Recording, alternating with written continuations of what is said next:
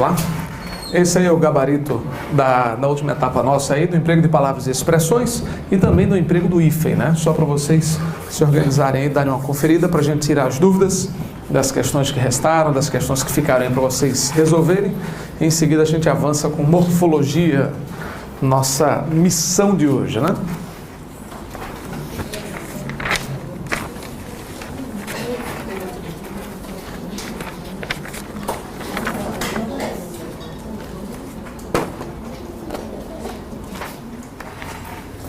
Vamos lá. Nesse contexto de emprego de palavras e expressões, da questão 1 à questão 9, alguma bronca? Vejam aí, da questão 1 à questão 9, se existe alguma dúvida quanto ao gabarito, alguma questão aí que não ficou muito clara. Da questão 1 à questão 9, tudo certo? Todo mundo ninja? E aí? Da questão 10 à questão 19, alguma bronca? 12? 11 e 12. Vamos lá. Na questão 11 ele pede, sabe, onde há erro aí, na alternativa que há erro. Na questão 11, ele diz, eis a razão por que me empenho tanto. Na letra C, que é a resposta, eis a razão pela qual me empenho tanto. Esse porquê deveria ser separado e sem acento, porque você troca por pelo qual. A razão pela qual, então ele deveria ser separado na frase 1. Esse é o único erro aí. Na questão 12, uma pulha, uma casca de banana aí, na letra B de bola, que é a resposta certa. Pense nos ideais porque batalhamos há tanto tempo. Pense nos ideais pelos quais. Se são os ideais pelos quais, eu troco esse porquê, junto ou separado? Com ou sem acento? Separado, sem acento. E diga-me por que fracassamos. Por que motivo fracassamos? Por que razão fracassamos? Se é por que motivo ou por que razão, esse porquê é junto ou separado? Com ou sem acento? Exatamente, separado e sem acento. A casca de banana está nessa última ocorrência aí. Será porque fomos incapazes e tal e tal? O porquê separado, você diz, poxa Marcelo, mas veja só, aí eu não tenho uma pergunta? Não, uma pergunta no começo da frase, separado sem acento, não é isso? O problema é que quem está formulando a pergunta aí é o será, não é o porquê. Será por causa disso? Então essa pergunta não foi formulada pelo porquê, então esse porquê não pode ser separado. Você separa o porquê na hora da pergunta quando ele, o porquê, é o responsável pela pergunta. Por que você fez isso? Por que isso não deu certo?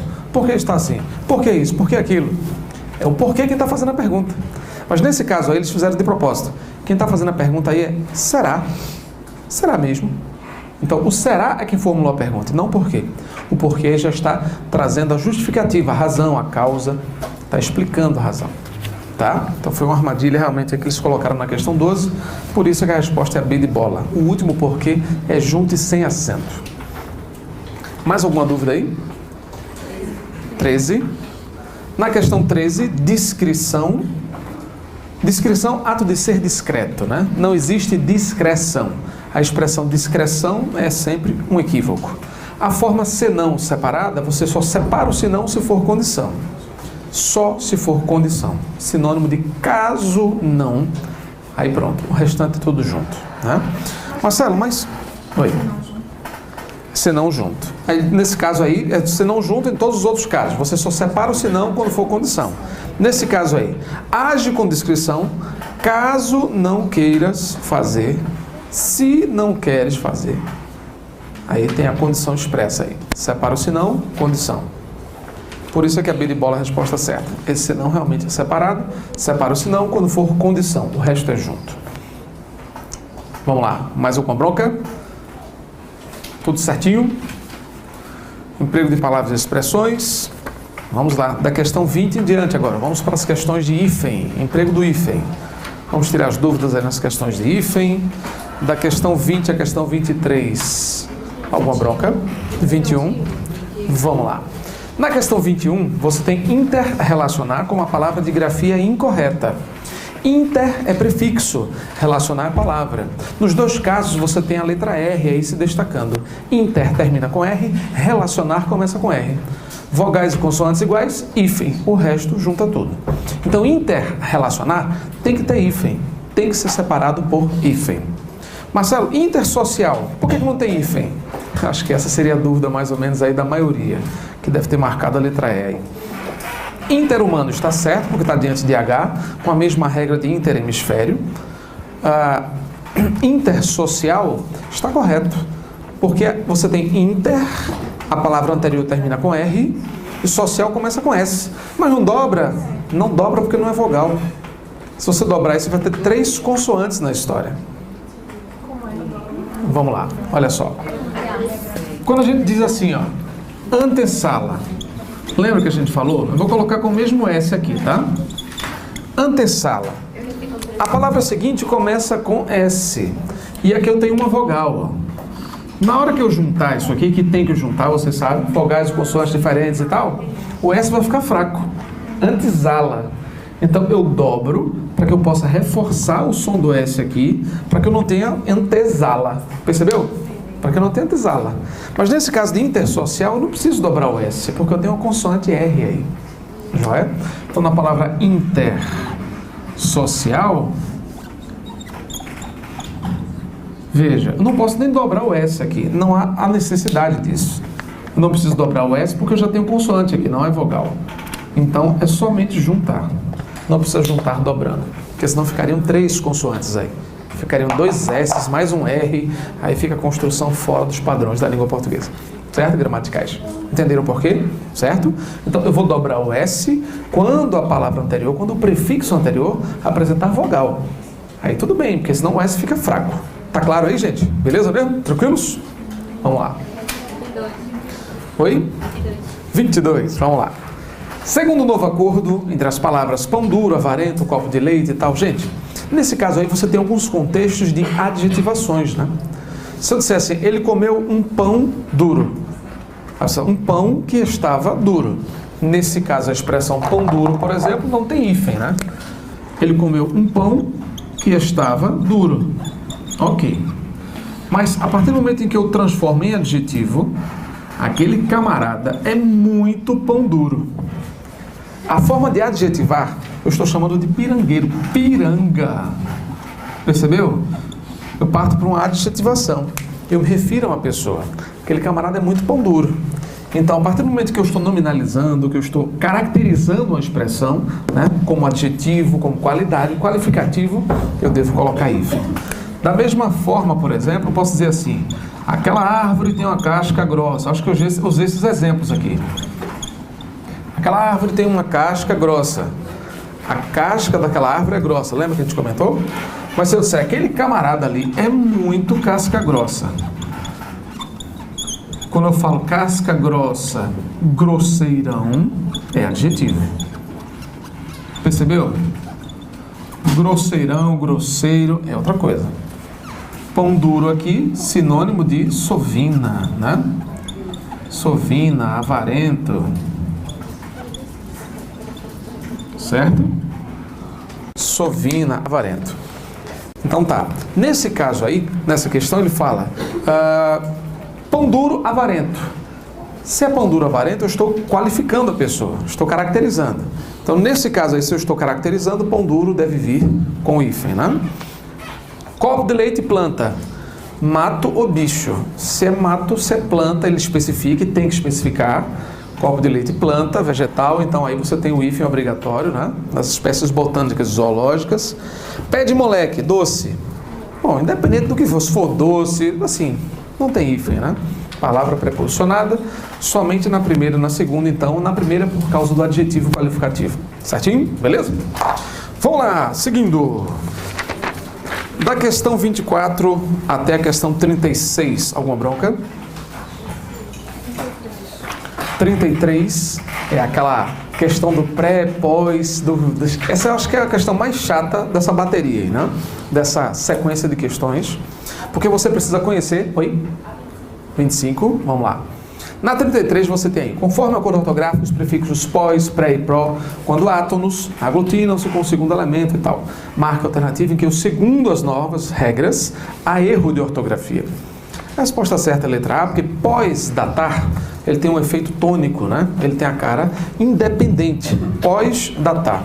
Geralmente o pré e o pós, você tem que perceber, não só conhecer a grafia da palavra, de algumas delas, mas perceber se existe aquela cara de separação. Por exemplo, prerrogativa, você não consegue perceber na própria estrutura da palavra uma separação. Você não diz prerrogativa, da mesma forma que você fala pré-datado. O cheque pré-datado, você percebe que existe uma certa autonomia do pré aí. Ele é um pouco solto. Mas na palavra prerrogativa, preconceito, você não diz, existe um pré-conceito. Você pode utilizar pré-conceito, já vi em alguns artigos de linguística, em que o autor colocava propositadamente a pré, com agudo, traço, conceito. Então, a formulação de um pré-conceito a respeito, ele não quis dar aquela conotação negativa. Olha, uma concepção anterior àquela que realmente é, a formulação de uma ideia sobre o que vem a ser tal coisa, e depois a consolidação do conceito. Ele trabalhava um pré-conceito no contexto humanitário. Então, ele dava esse enfoque proposital. Porque a palavra preconceito juntinha, ela já pressupõe um rótulo, um estereótipo, uma marcação negativa, né? Então, quando ele colocou um pré-conceito separado, então ele estabeleceu esse aspecto mais crítico aí. Pós-datar, esse pós tem autonomia, ele deve ser separado aí por hífen. Pré-datar também, esse pré tem autonomia, é uma forma prefixada. Pró-americano. Diante de pró, você já tem a forma gráfica, né? Pró-americano. Você tem a forma grafada também com hífen. Pró-germânico da mesma forma, né? Até porque o pró, ele já tem um pouco essa concepção de separação. O pró, ele já é utilizado, né? De forma mais clássica pela tradição do idioma, pela tradição da linguagem aí, da escrita com a forma hifenizada, pró. Ok, então a letra A, todas essas palavras são hifenizadas, todas elas. A outra é 24 ou 25? Qual foi? Oi? Pré-existência não, é junto.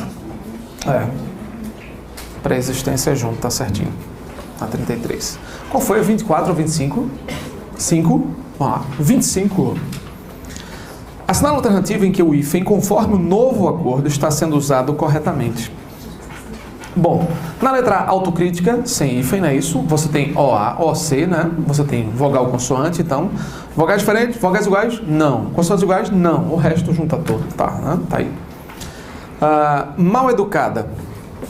Tem mais ou menos a mesma acepção aqui, ó. Mais ou menos a mesma construção em termos de diferença aqui. Mais ou menos segue quase esse mesmo raciocínio aqui. Mal educada. Se eu disser assim, ela foi mal educada naquela escola. Situação 2. Ela foi mal educada com a professora, com o seu pai.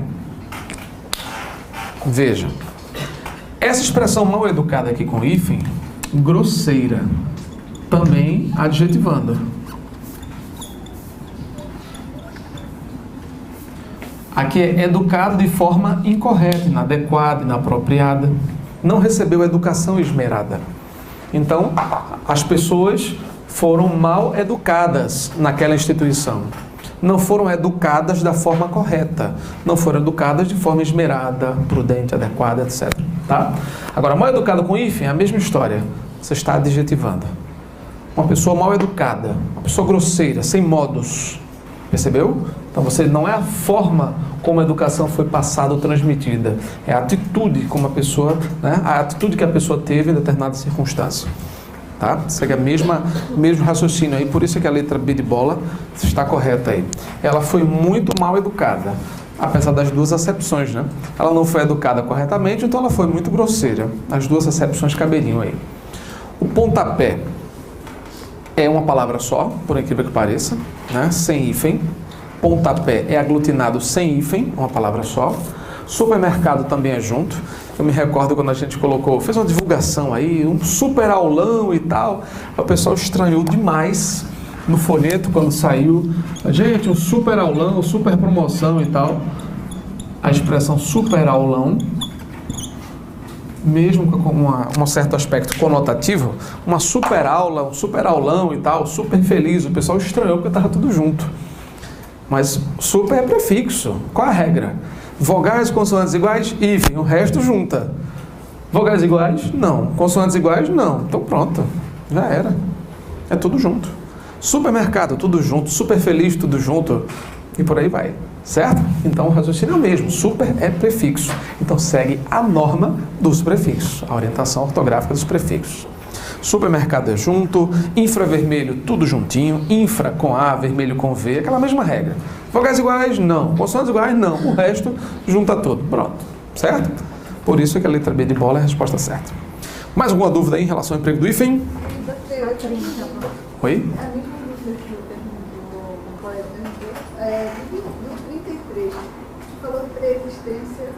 Certo, junto, pré-existente, por incrível que pareça, pela tradição do idioma, pela escrita, assim como reescrever, porque você tem um ré praticamente autônomo, a reescrita, eu reescrevo, a pessoa tende realmente pela pronúncia, pelo hábito da pronúncia, colocar reescrevo. Poxa, reescrever deveria ser separado com hífen, porque ré termina com E. Escrever começa com E. E aí? Por que reescrever? Não é? Pela tradição do idioma, realmente.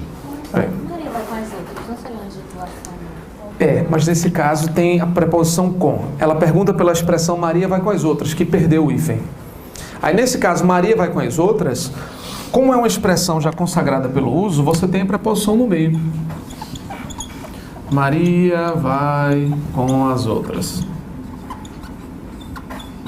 Então, por ser adjetivação, nesse caso aqui, e aí, deveria ter hífen, né? Mas você não tem uma expressão equivalente, você teria uma frase equivalente. Maria, cadê Maria? E Maria vai com quem? Sei lá, aí o cara responde, Maria vai com as outras. Mas não tem o sentido de adjetivo, é uma frase, é uma sentença. Aqui não, é uma expressão mesmo, curtinha, tal, que pode gerar confusão. Entendeu? No caso da expressão Maria vai com as outras, apelido, ou né, a adjetivação. Ou Maria vai com as outras, uma frase, uma sentença, não há risco de confusão. Tá? Vamos lá. E aí? Oi. 30. Vamos lá, questão 30. Para-raios. Gente, a regra do para é sempre bem simples. Se a palavra para der a ideia de paralelo, ao lado de, não usa hífen. Mas se a palavra para estiver dando aquele sentido claro de parar alguma coisa, de cessar algum processo, você deve hifenizar.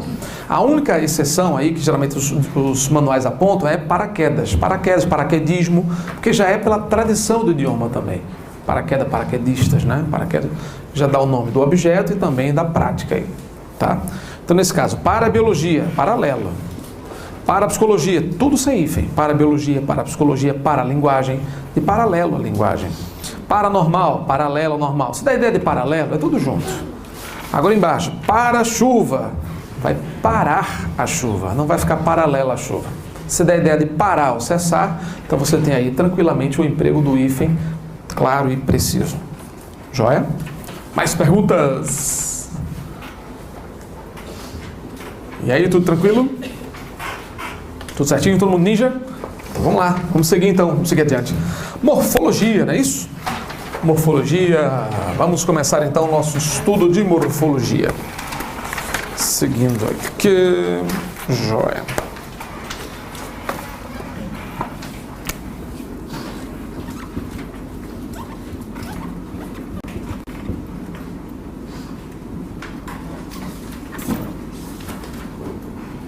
Bom, gente, olha só. Morfologia.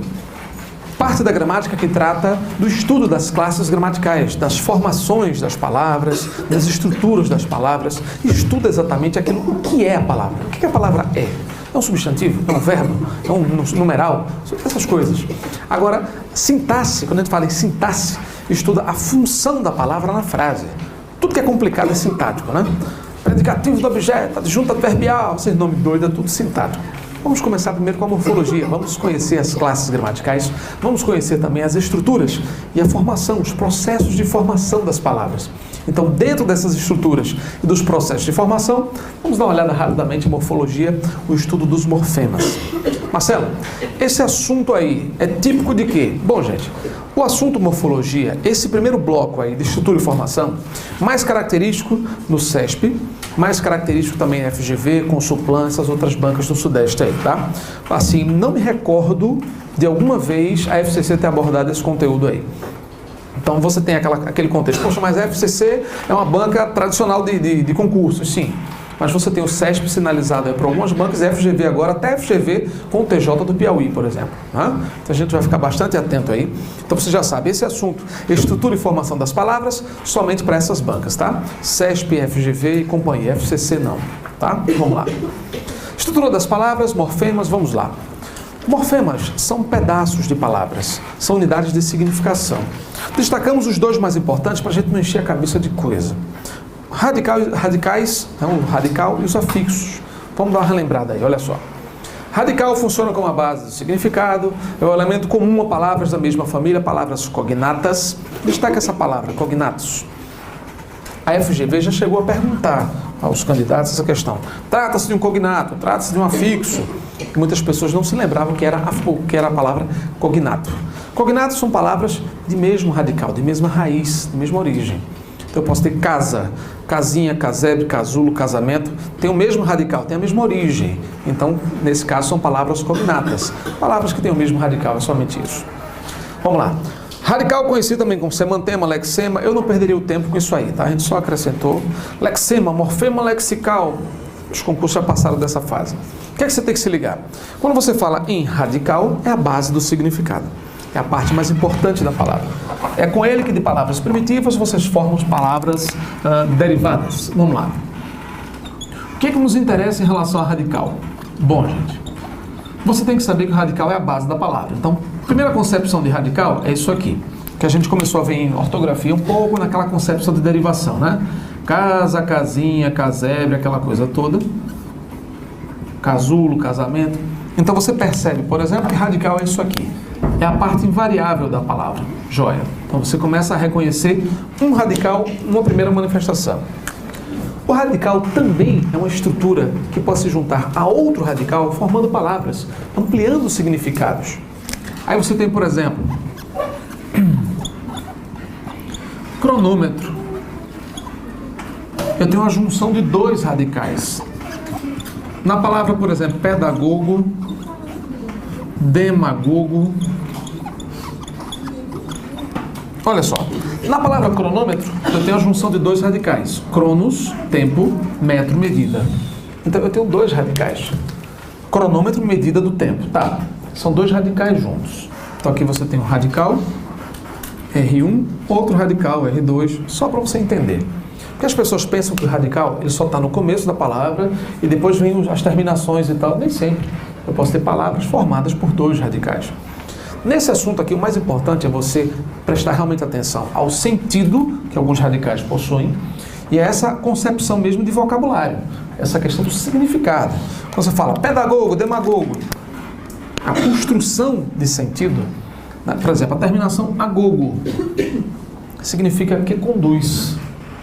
Só que numa palavra, por exemplo, demagogo, pedagogo e demagogo, duas concepções completamente diferentes. Pede, peda, pedó, criança. Agogo, que conduz. Nessa primeira palavra, que é a palavra pedagogo, por exemplo, que conduz a criança. Conduzir, nessa primeira palavra, tem o significado de educar, formar. Então, que conduz a criança? Conduz, educa, forma, orienta, pedagogo. Mas nesse segundo caso aqui, de demagogo, demo, povo. Se demo é povo, que conduz o povo, que forma, que educa, né? Não, que engana, que ludibria. Veja, como a mesma construção de radical aqui pode se juntar a um outro radical e mudar completamente o sentido. Esse cara é muito demagogo, muita demagogia, ou seja, muita conversa fiada. Fala, diz, eu prometo, digo, faço tudo, não realiza nada. Vive bocão, falando à vontade, não cumpre nada. Demagogia. Certo? Então, demagogo é exatamente com essa acepção. Mas, da mesma forma, você pode ter pedagogo aqui no caso, mas eu posso ter também pedófilo, pedofilia. Pedo é criança. Filofilia é afinidade, amizade, gosto por.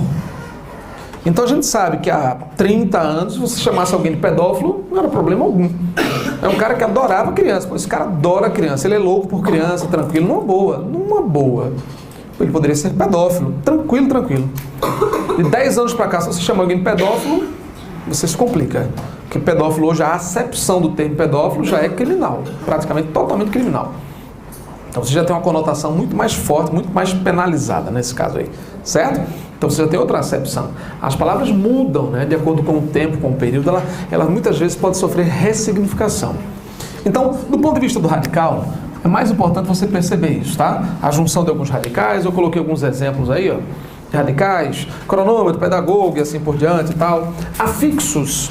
Gente, os afixos podem ser prefixos ou sufixos. Então tá, nesse caso aqui eu tenho pedofilia, mas eu posso ter qualquer outro radical, tá?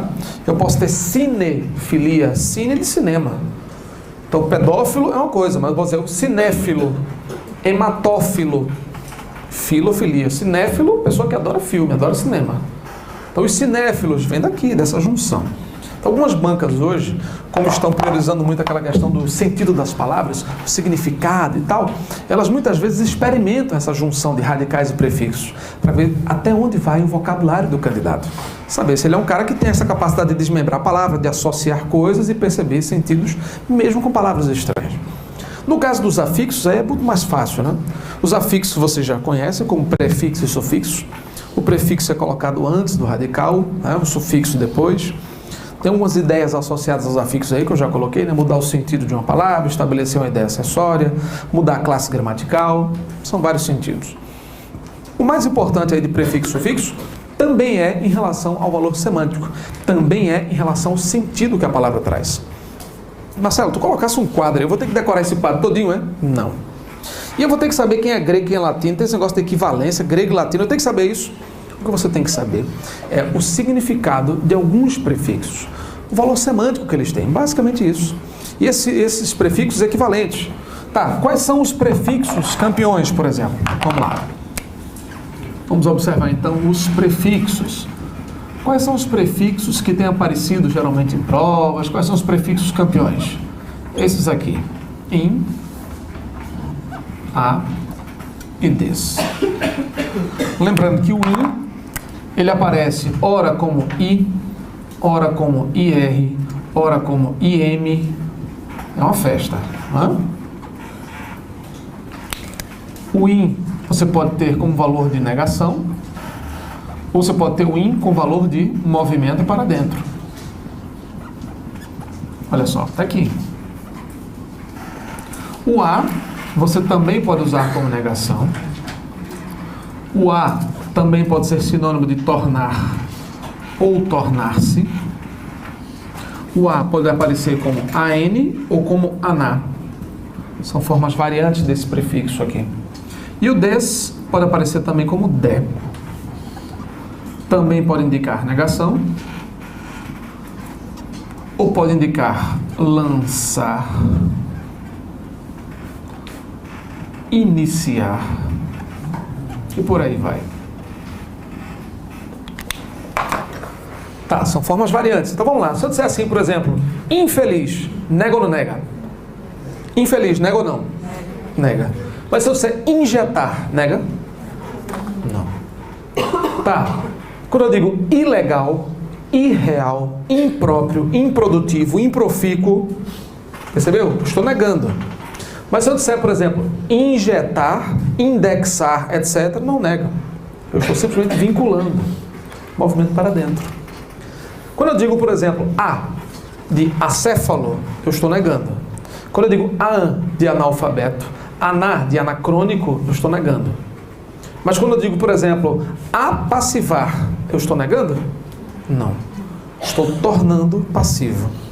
Abrasileirar, acalmar, acentuar, atenuar. Percebeu? Então, quando eu digo acalmar, tornar calmo. Abrasileirar, tornar brasileiro. Então, aqui nesse caso, eu estou tornando, eu não estou negando. No caso do des, eu posso ter desleal, posso. Desarrumado, está negando. Eu posso ter deflação, o contrário, negação. Mas eu posso ter, por exemplo, desferir. Desferir não é não ferir. Desferir é lançar, colocar. Eu posso ter demarcar, a demarcação de terras. Demarcar significa colocar a marca. Deflagrar, a greve foi deflagrada. Deflagrar iniciar, lançar, como é tornar flagrante, evidenciar, iniciar o processo. A palavra desafiar, esse des não nega. Peraí, o des de desafiar não nega? Não. Desafiar é lançar-se ao fio, ao risco, é arriscar-se. Porque fio é aquela coisa de passou por um fio, foi por um fio, não tem aquela história, foi por um fio, por um tris. Então pronto, esse fio é por quase nada, por uma linha super tênue. Então desafiar é arriscar, é lançar-se ao fio, ao risco. Então essa percepção de sentido desses prefixos muitas vezes é alvo de questões de prova de concurso também, tá? Mais uma vez no campo semântico, tá? E não naquele campo gramatical de desinência verbal, modo temporal, prefixo, aquele negócio. Os concursos já abandonaram essa história. Eles estão focados no valor semântico dessas palavras e expressões. Nesse quadro que eu coloquei aí, que você pode observar, eu coloquei mais para você observar as linhas, né? As linhas. Por exemplo, ó, ateu, anarquia, desleal e infeliz são palavras que indicam negação. Então você vai vendo mais ou menos pela linha, percebeu? Só dando uma olhada pela linha. Aí eu coloco aí, ó, anti-aéreo, contra, palavras que indicam oposição, negação, apo, ab, abis, indicam afastamento, separação. Tem que saber isso, é? Gente, ó, eu estudaria isso aqui, no máximo. E se o edital for CESP, FGV e tal, se for FCC, pode pular. Porque assim, uma em cada 6, 7 provas do CESP, do FGV, colocam essa parte de prefixo, sufixo. É muito comum, não, tá? Então, antes desse assunto aqui, você tem que estudar um bocado de coisa ainda, a priorizar isso aqui para uma prova de concurso. Mas é bom saber, anota, dá uma olhada, vê os que mais caem, dá uma olhada nisso aí, pelo menos aí você já administra, é interessante, tá?